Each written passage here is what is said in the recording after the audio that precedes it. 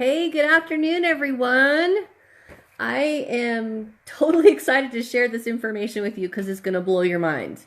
I think that you've heard me say enough about processed foods and what not to eat and things like that, and what nutrients are.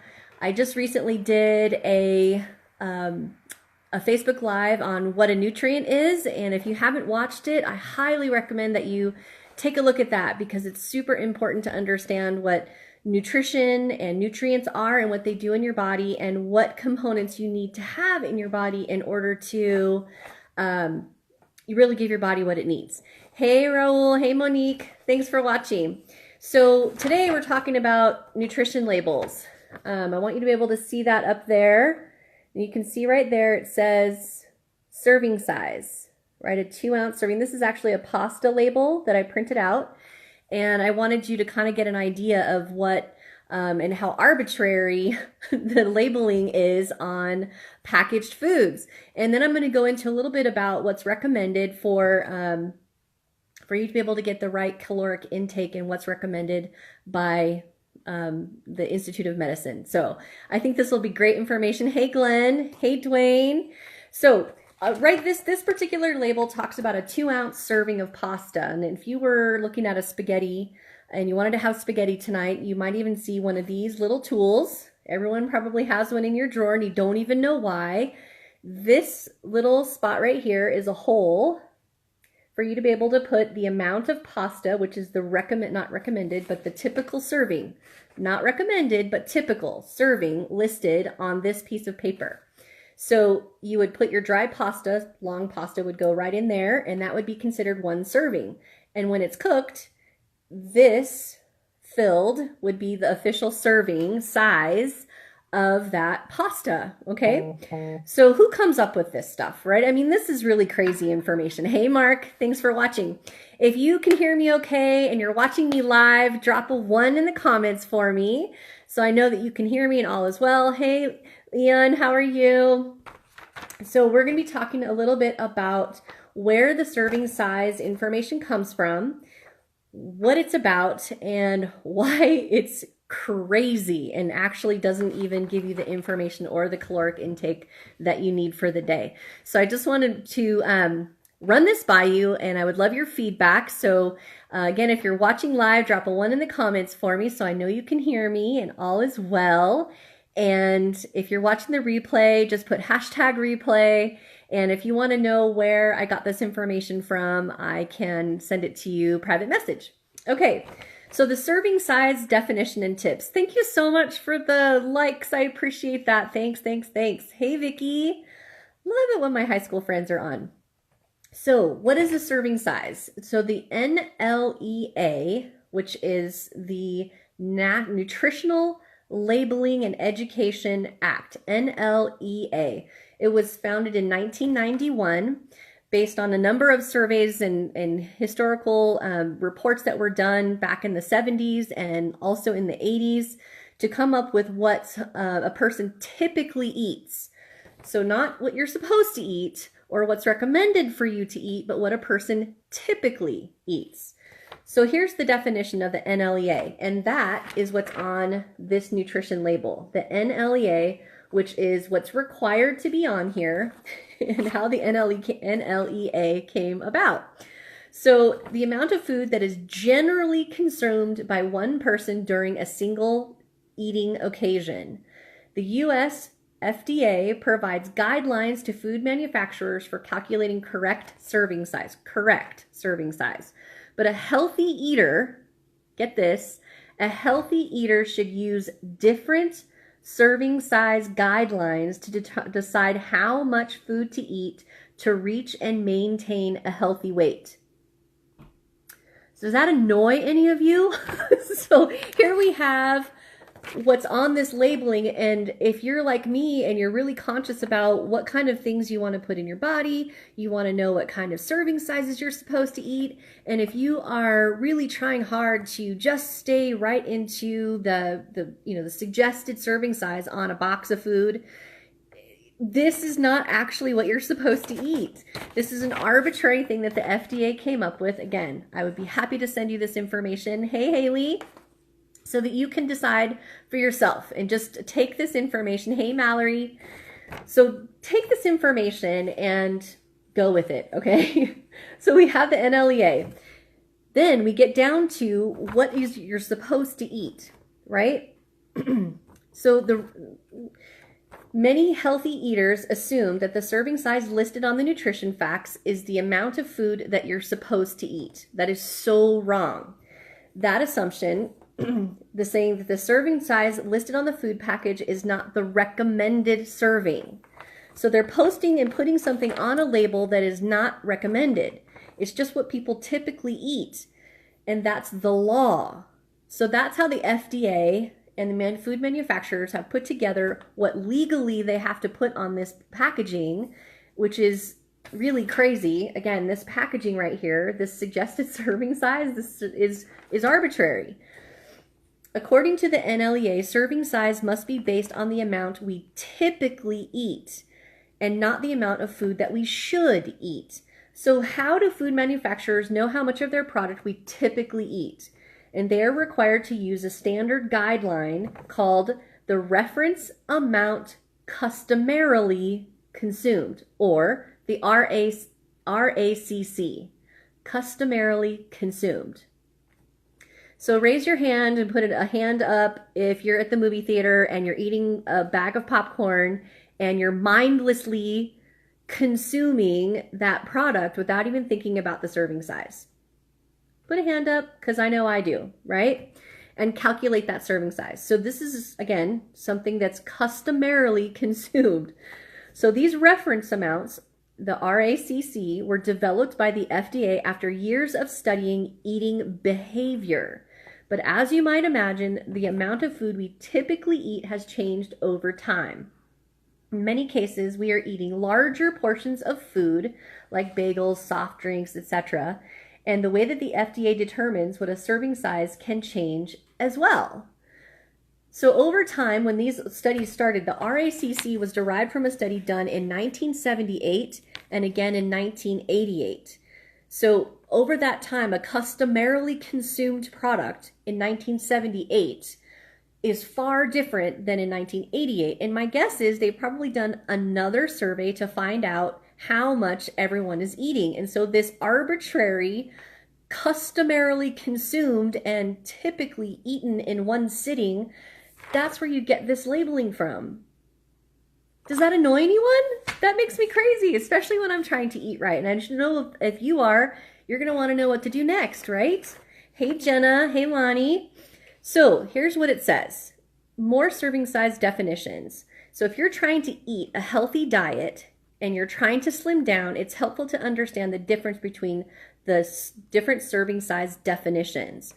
The NLEA serving size on your labeling is the amount of food typically consumed during a single eating occasion based on the RACC.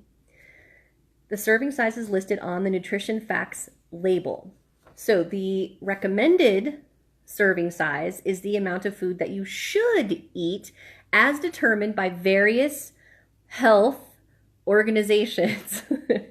And the portion size is the amount of food that you actually eat, right? So what's a portion? How do we know what to eat? If this is wrong and this is arbitrary and it's not based on anything that we should be eating, how do we know? So that's where it comes down to getting some caloric information.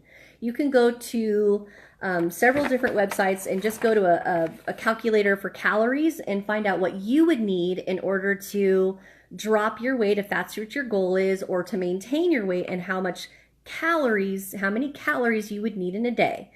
So now we know, if you've watched my other video on what is a nutrient, you know that not all calories are created the same, right? Not everything is created the same. So a box of pasta versus a serving size of whole grains is not equivalent, right? They're not the same thing. They don't have the same nutritional value.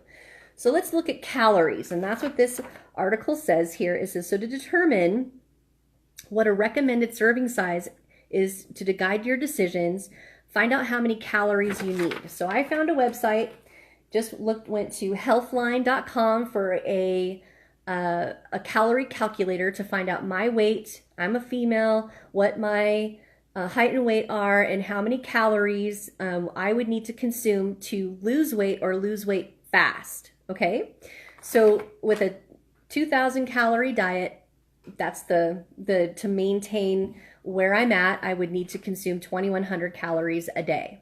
So if I'm looking to drop my weight, I would need to consume about 1,600 to 1,300 a day in order to really lose. And if I wanted to lose quickly, I could consume about 1,300 calories a day. And if I wanted to lose less quickly, maybe about 1,700 a day. And that would really give me a good gauge on how to lose what I wanted to lose. So not based on these arbitrary serving sizes, but based on caloric intake. So what's next? So here's what I want you to know.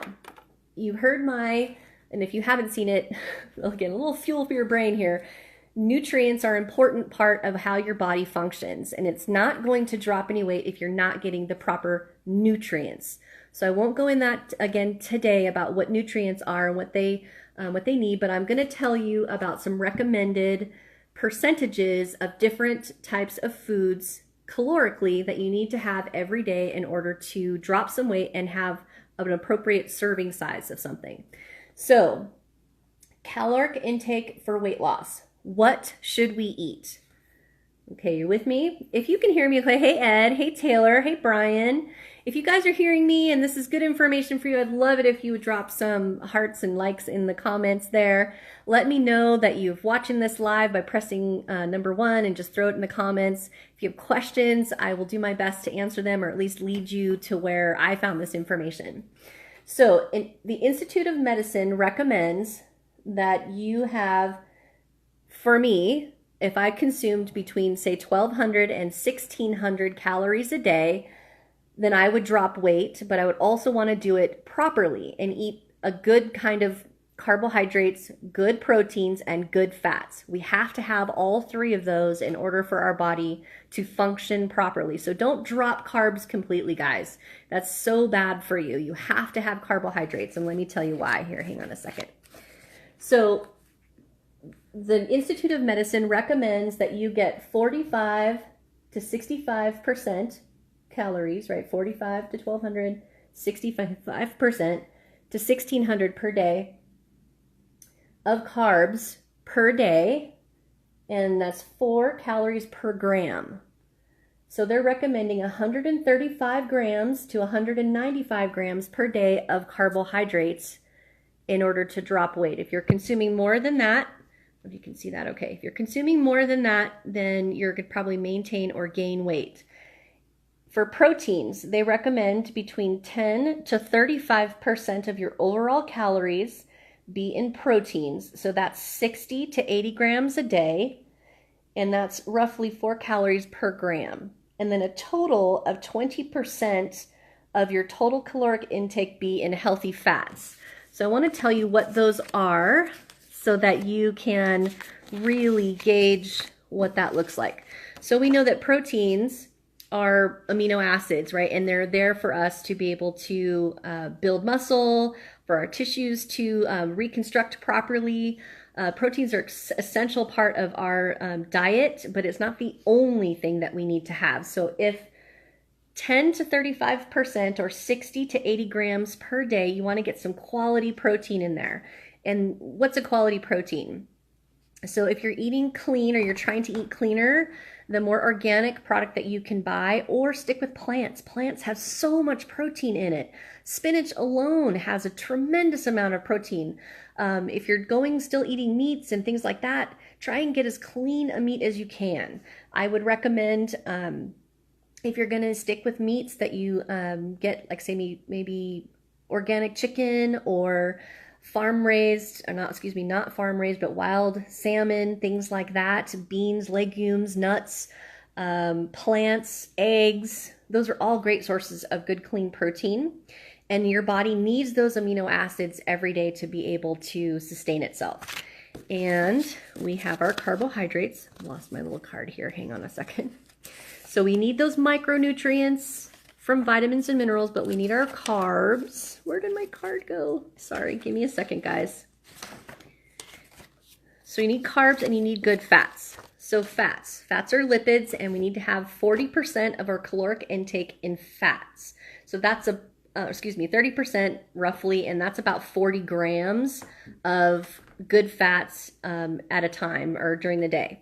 So what fats do for us, it helps us store energy, it cushions our organs, and we're talking about our healthy fats here, like nuts, olive oils, nut butters, things like that, plants, fats, things like that are really, really good for you. You have to have those for your body to be able to communicate, get the hormones and other essential functions of your body in place and where it needs to go. And then in carbohydrates, if you haven't seen my video on nutrients or what a nutrient is, please go back through my news feed, find that video and watch it, because it's really important that our body get the nutrients it needs in addition to, good solid carbs, fats, proteins, etc. And if you're looking to drop some weight, you need to reduce your calories, but you want them to be in the right percentages. So I can't find my little carb card here. So, oh, here it is. So it's a glucose. Your body needs that. It's a quick energy. You can get that from grains, fruits, sprouted bread, sweet potatoes. It's needed for your brain function. It's needed for energy. So a combination of your carbs, your proteins, and your fats are necessary for you to be able to have your body do what it's supposed to do. And if you do it in these percentages, you may have a really good chance of dropping weight and not using this suggested serving, because we just learned that it really doesn't have, it's an arbitrary definition. So I hope that helped. If this has been helpful to you, please drop a heart or likes in the comments. Let me know that you've watched it. I would really appreciate it. If you have questions about where I got this information, I'd be happy to share it with you. I hope this has been of value. It's just another fuel for your brain. Have a great day. Bye-bye.